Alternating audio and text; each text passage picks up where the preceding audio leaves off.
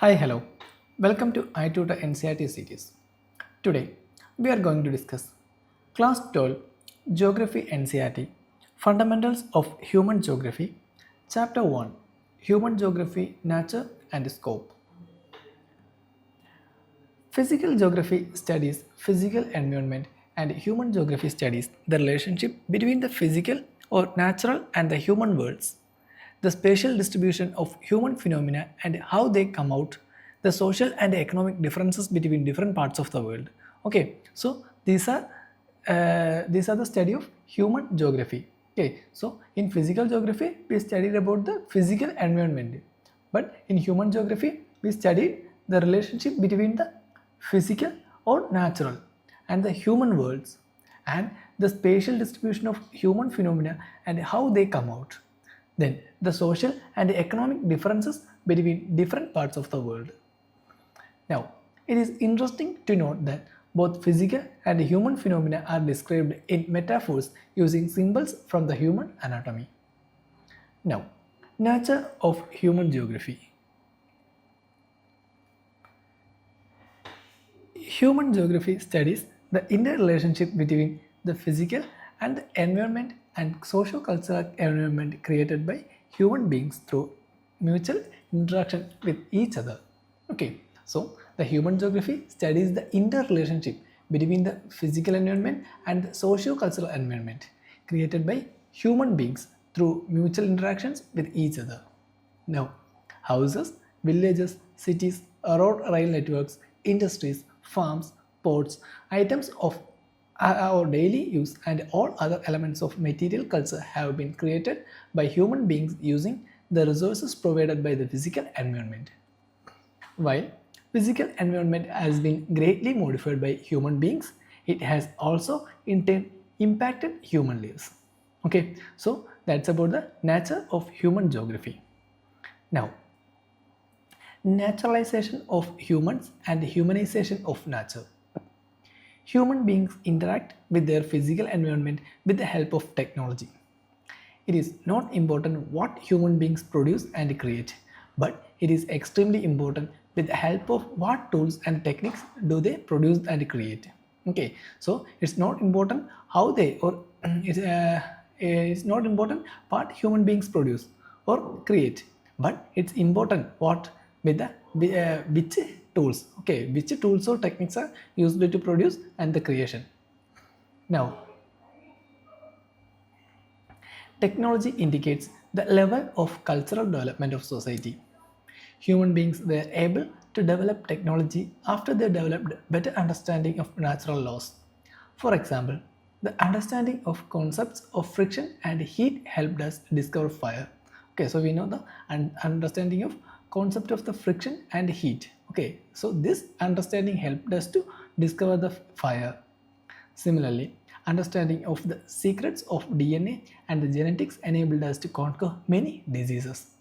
We use the laws of aerodynamics to develop faster planes. Okay, so these are some of the understandings. Now, knowledge about nature is extremely important to develop technology, and technology loosens the shackles of environment on human beings. In the early stages of their interaction with their natural environment, humans were greatly influenced by it. They adapted to the direct dictates of nature. This is so because the level of technology was very low and the stage of human social development was also primitive. These types of interaction between primitive human society and the strong forces of nature, this was termed as environmental determinism. Okay, so what is termed as environmental determinism? The type of interaction between primitive human society and strong forces of nature, and this is termed as environmental determinism. At the stage of very low technological development, we can imagine the presence of naturalized human who listened to nature, was afraid of its fury and worshipped it. Now, the people begin to understand the environment and the force of nature with the passage of time. With social and cultural development, humans develop better and more efficient technology. Okay, so now we know that with social and cultural development, due to these developments, humans also develop better and more efficient technology. They move from a state of necessity to a state of freedom. Okay, so they started to move from a state of necessity to a state of freedom. They create possibilities with the resources obtained from the environment. The human activities create cultural landscape. The imprints of human activities are created everywhere.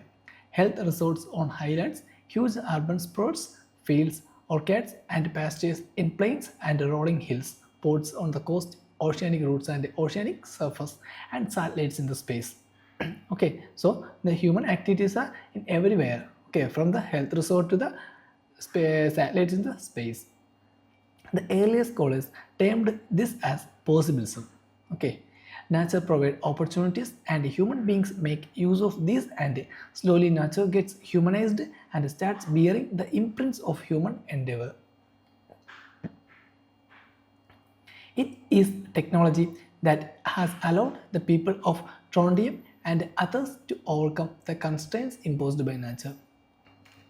A geographer, Griffith Taylor, introduced another concept which reflects a middle path or the Madhyam Marg between the two ideas of environmental determinism and the possibilism. He termed it as neo-determinism or stop and go determinism. Okay, so he termed this as the neo-determinism or the stop and go determinism. Those of you who lived in cities and those who have visited a city might have seen that traffic is regulated by lights on the crossroads. Red lights mean stop, amber lights provide a gap between red and green lights to get set, and a green light means go. The concept shows that neither is there is a situation of absolute necessity, that is environmental determinism, nor is there condition of absolute freedom, that is possibilism. Okay, so there is not an absolute necessity and not a absolute freedom. So here the necessity and the freedom means the environmental determinism and the possibilism. It means that human beings can conquer nature by obeying it. Okay, so they should obey the nature for conquering it. They have to respond to the red signals and can proceed in their pursuit of development when the nature permits the modification. Okay, so they should also obey the nature. Okay, when the nature permits to modify, they should do that. Okay, they can do that. It means that possibilities can be created within the limits which do not damage the environment, and there is no free run without accidents.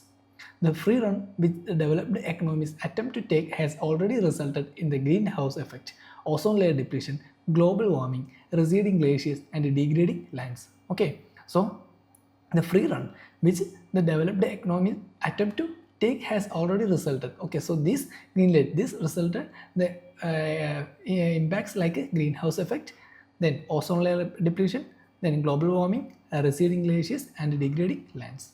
The neo-determinism conceptually attempted to bring a balance, nullifying the either or dichotomy.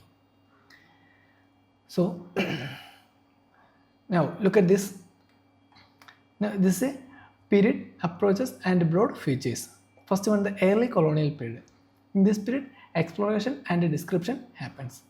The imperial and trade interests promoted the discovery and exploration of new areas.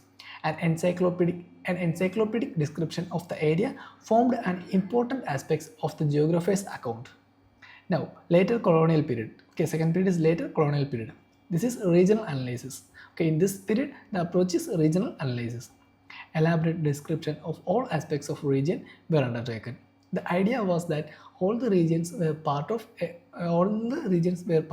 whole, that is the earth. So understanding the parts in totally would lead to an understanding of the whole. Okay, now third period, that is 1930s through the interwar period. Okay, so here the concept is areal differentiation. The focus was on identifying the uniqueness of any region and understanding how and why it was different from others. Now late 1950s to the late 1960s, spatial organizations marked by the use of computers and sophisticated statistical tools. Laws of physics were often applied to map and analyze human phenomena. This phase was called the quantitative revolution. The main objective was to identify mappable patterns of different human activities. Next phase is 1970s. The emergence of humanistic, radical and behavior schools. Okay, in this period, the emergence of humanistic, radical and behavioral schools happened. Discontent with the quantitative revolution and its dehumanized manner of doing geography led to the emergence of three new schools of thoughts of human geography in 1970s. Human geography was made more relevant to the socio-political reality by the emergence of these schools of thought. Consult the book. No, okay, that's enough. Now, 1990s, postmodernism in geography. The grand generalization and the applicability of universal theories to explain the human condition were questioned. Okay, so in this period, the grand generalization and the applicability of universal theories to explain the human conditions were questioned. The importance of understanding each local context in its own right was emphasized. Okay, so now field and subfield of human geography. Human geography, as you have seen, attempt to explain the relationship between all elements of human life and the space they occur over. Thus, human geography assumes a highly interdisciplinary nature. It develops close interface with other sister disciplines in social science in order to understand and explain human elements on the surface of the earth. With the expansion of knowledge, new subfields emerge and it has also happened to human geography. Okay, so that's about the chapter. This is a simple chapter. If you have any doubts, you can comment below. For more related contents, do like, share, subscribe.